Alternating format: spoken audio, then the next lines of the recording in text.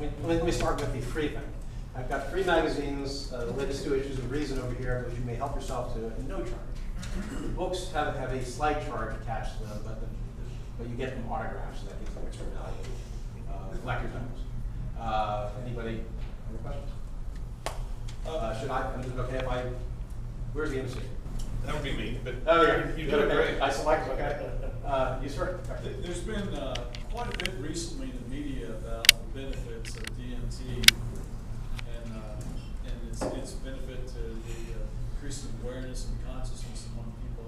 Have you, in your research, have you come across what have you found there? Well, what's interesting about DMT, this is the active ingredient in ayahuasca, Right. which is Peyote also, right? what's that? Peyote also, right? No, That's not? no, that's a different substance. But dimethyltryptamine is an ingredient in this sort of tea that's brewed by Amazonian tribes, has been for probably thousands of years.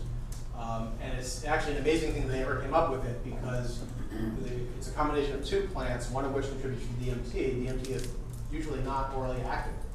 If you just swallow it, it won't do anything for you because of the way it's digested. This other plant stops that from happening. It prevents the enzymes that break it down from breaking it down, and so the only way it can be orally active is by having this additional chemical. Anyway, so they came up with this thing. And that is actually legally protected in the United States.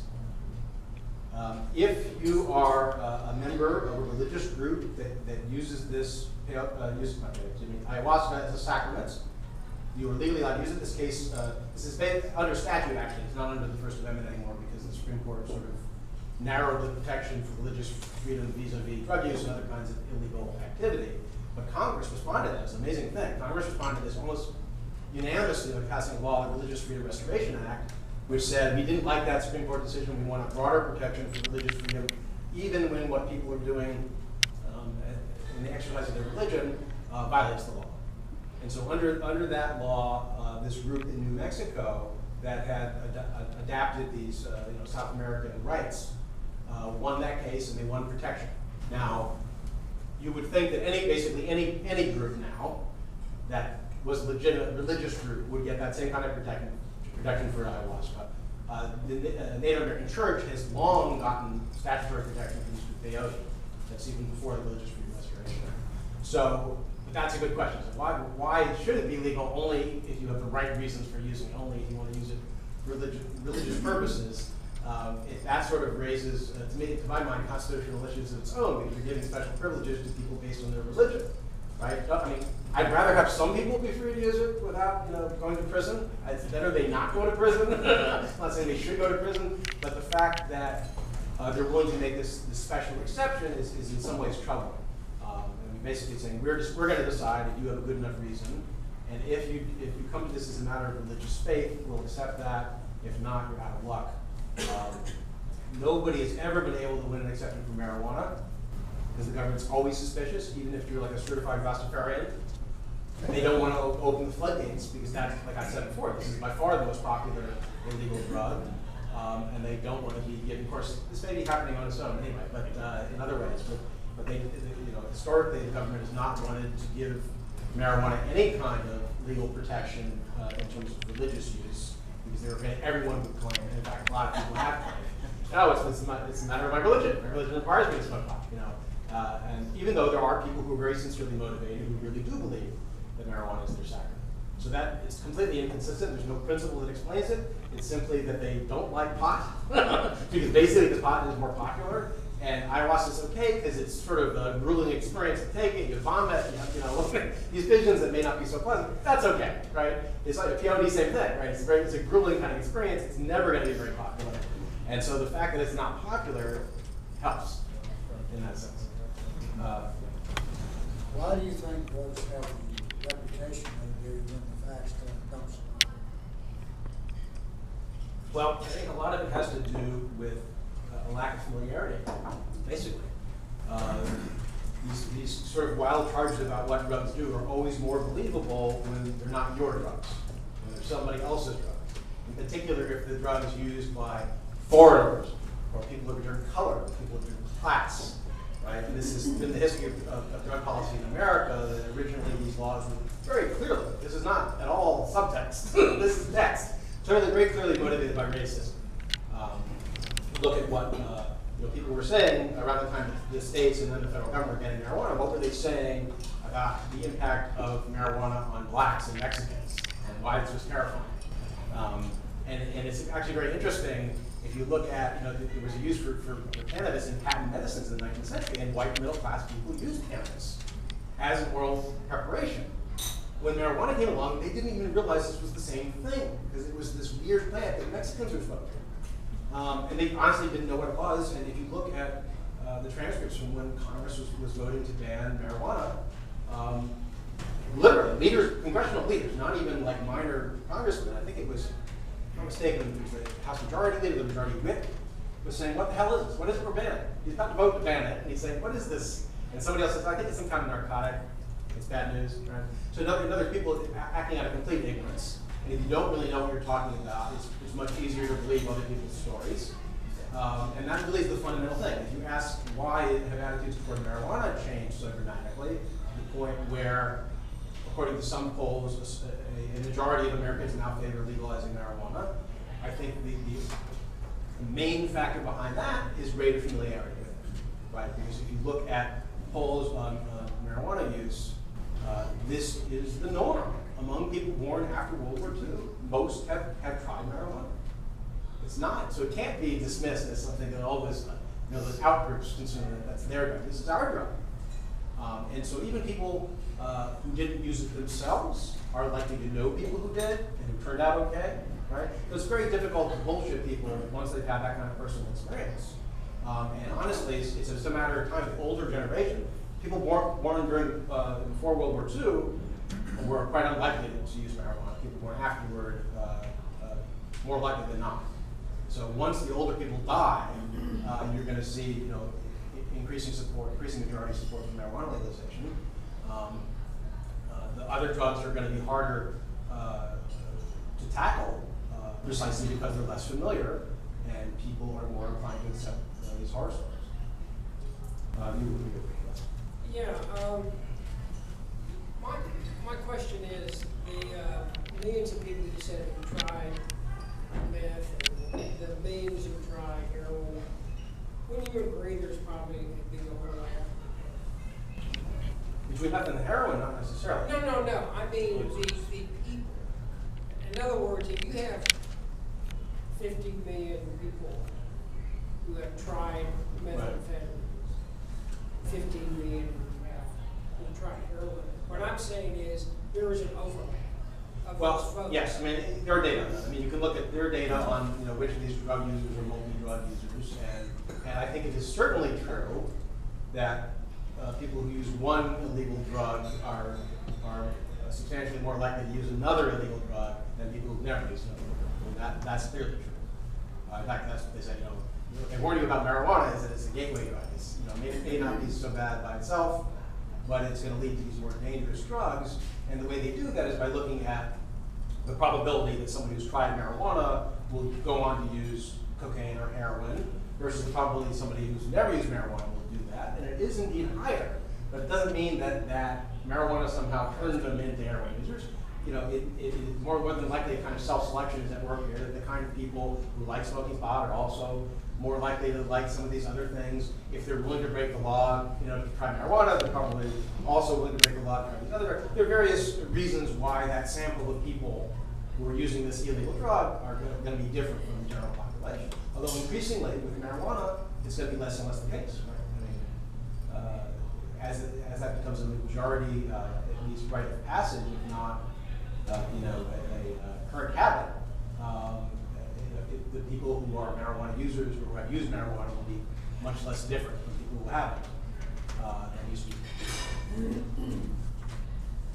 you think there's a bias in the samples you showed in your presentation towards people with drug-seeking behavior? Or do you think that in any way kind of inflates the numbers that you've shown in terms of addiction? I'm sorry. In terms of where people were recalling behavior, reporting behavior? Right, well, I'm saying you had people in your presentation, I mean, there were millions of people that tried crack or tried meth, whatever. Do you think they oversampled people with drug-seeking behavior? Do you think there's any kind of bias in that survey? Well, oh, I see what you're saying. They try to avoid that. I think the main problem with these surveys, I think, is that it's self-reported data, right? So how honest are people going to be about illegal behavior, even though it's confidential and they don't know that? I mean, there's this case recently in a high school in suburban Chicago where they distributed drug use surveys, and they had each one had the student's name on it. Right? So if you do that, obviously people are going to be reluctant to admit anything. But that's not what typically happens. Typically, everybody's told this is confidential, no one will ever know. The question is, to what extent do people believe that? And even if they know intellectually that it's confidential, may they be less inclined to report illegal behavior? And it probably is true. And probably the actual percentage of people who have used marijuana, for example, is somewhat higher than what's reported from these surveys. That's the way I think that bias would work. The real question when you're asking about the risk of addiction is whether the reporting bias, basically, whether the reporting bias is giving you, is distorting your view of how addictive a drug is, right? So for that to be the case, though, you would have to have a sample of people who, okay, they've already admitted that they used cocaine in the last year, and you say that you used it in the last month. I think if they've already admitted they used it the last year, to admit that you used it last month doesn't mean you're an addict, right? You could use it on the weekends and not be an addict. But that kind of puts a ceiling on it. I think people would be, once they've admitted that they've used it in the past year, they're probably not that reluctant to admit they used it last month. And the percentage of people who've used it in the last month gives you a kind of ceiling on how many possible addicts there are. So I think that gives you a rough idea in terms of percentages. Among all users, what percentage of people become heavy users. I think those numbers are probably pretty good for that purpose. But they probably do underestimate the total number of users. Yeah, I understood that sometimes for certain medical conditions they have used marijuana to relieve the pain, like in lung cancer. Is that true? Yeah, it's marijuana has been used for thousands of years as a medicine. And like I said, it was actually used as a patent medicine in the U.S. in the 19th century, but they didn't call it marijuana. And there's very good evidence. There's very solid evidence that it relieves nausea, that it helps to control pain. The two conditions for which the FDA has actually approved the use of THC, which is the main active ingredient in marijuana. The original condition was for side effects of cancer chemotherapy. So it's to restore people's appetite, get them to stop vomiting all the time so they can put on a little weight or at least stop losing weight. And then related to that, several years later, they approved it as a treatment for wasting syndrome. Okay? So this is the active ingredient in marijuana, THC. So if that works, marijuana also works for those purposes. And clearly that's been people's experience with marijuana. And there are various reasons why people would prefer to use either inhaled marijuana vapor or even marijuana smoke rather than the capsule, right? So it's obvious in the case of severe nausea, it's very hard. If you have severe nausea, to swallow a capsule and keep it down long enough for it to get digested and absorbed. The effect is delayed. When you inhale, it comes on right away.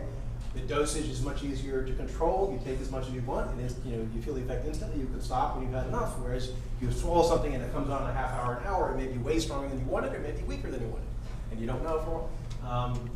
There's also issues with getting THC processed through your liver, through oral ingestion that may affect its effects, and then there are other psychoactive ingredients in marijuana that may moderate negative psychoactive effects from THC.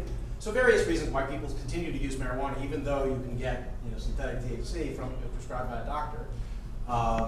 But clearly, if the FDA requires these controlled clinical trials to approve medicine, and clearly that is for those two applications, it has been scientifically shown that marijuana is effective. Also, there have been studies that have led to approval of marijuana extracts in other countries for certain kinds of pain, particularly neuropathic pain related to multiple sclerosis. And I'm trying to remember, there are a few other kinds of pain where it's been specifically studied, but people, anecdotally certainly have found that it helps with a wide variety of pain.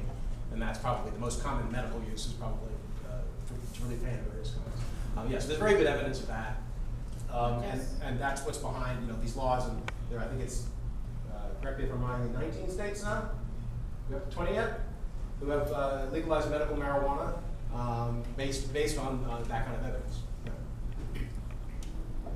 Well, they still keep suspecting people are going to be drug addicts. I remember my mother was dying. The physician kept saying, we can't give her too much heroin. She might get addicted. Morphine, probably. Yeah, but probably morphine, right? Because heroin's not. I meant morphine. Yeah. Well, what's interesting about that? I mean, heroin instantly converts to morphine in the blood. Right. So there's no rational reason. I mean, if you're going to say morphine is an acceptable medicine, there's no rational reason to say that heroin isn't. It's simply because it has a bad reputation. Even though it was originally introduced by the Bayer Corporation as actually a less addictive substitute for morphine. Yes, I mean that's been a problem for decades, that people who are in horrible pain, even people dying, which is totally outrageous, right? Who cares even if you were going to become an addict? What do I care? It's ridiculous. But especially with people who are not on the verge of death and have horrible acute pain, and for them to have narcotics every day gets them through the day, and otherwise their life would be unbearable. Much harder for them, especially if they don't have cancer or something where it's 100% provable, objectively that they have it. Much harder for them to get properly treated. And the fear is, that they're faking, that they really want it for non-medical purposes. To become an addict. But I was going to say, one of the problems that we have in the field in doing therapy is that so many of the things that have been through public policy, through the political filter, you can't do any research or look on them. I mean, now we're coming back from all these wounded warriors with such severe trauma that just can't be remediated by traditional methods, which benefit so much by LSD. Yeah. And problems that you can't get a study, and yet every study that's been done shows that these miraculous results in terms of trauma, behaviors, that from a very short-term medium use of LSD. So, having the political machinery make a lot of medical decisions is really crap models. Yeah, I mean, LSD is another example. Like MDMA, this was used in therapy. Before it became a big popular hit, it was used in therapy. And so this was something that, psychotherapists discovered before, hippies discovered it, right? Before, the damn kids discovered it, right? And it's not, I mean, basically what happens with both those drugs, what happened is once they became popular and fun, they were doomed. They had to be banned. As long as they could be portrayed as just, this is a medicine, we use it for this discrete purpose. They allow that all the time.